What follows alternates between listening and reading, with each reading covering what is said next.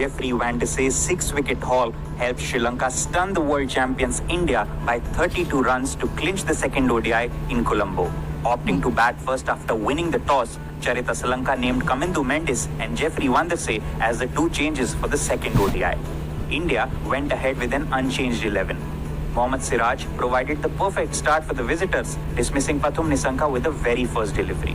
Kusal Mendis and Avishka Fernando's cautious approach helped Sri Lanka reach 42 for 1 at the end of the first power play. The pair staged a 74-run stand before Washington Sundar cleaned up both the batters in consecutive overs. Asalanka and Sadiya Samaravikrama then rebuilt for the hosts, guiding them to 101 for 3 after 25 overs.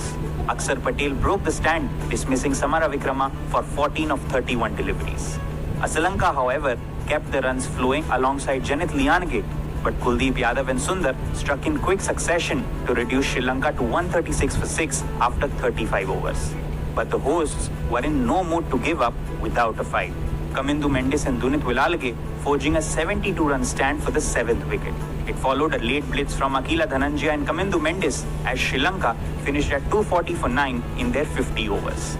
Washington Sundar was the pick of the bowlers for India, claiming a 3-for, while Kuldeep Yadav picked 2 wickets. Siraj and Akshar finished with a wicket apiece. In reply, Shubman Gill and Rohit Sharma got India off to a flyer as they reached 76 for no loss at the end of the first power play.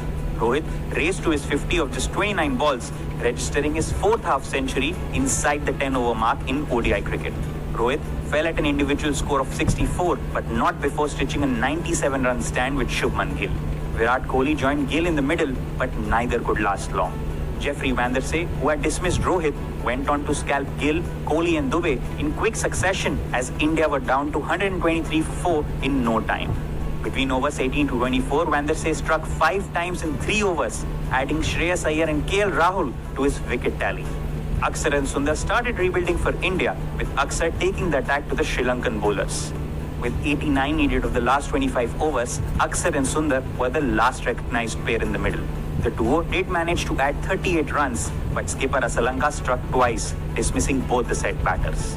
Akshar's run a ball 44 was well complemented by Sundar, who although just scored 15, but held fort from one end facing 40 balls.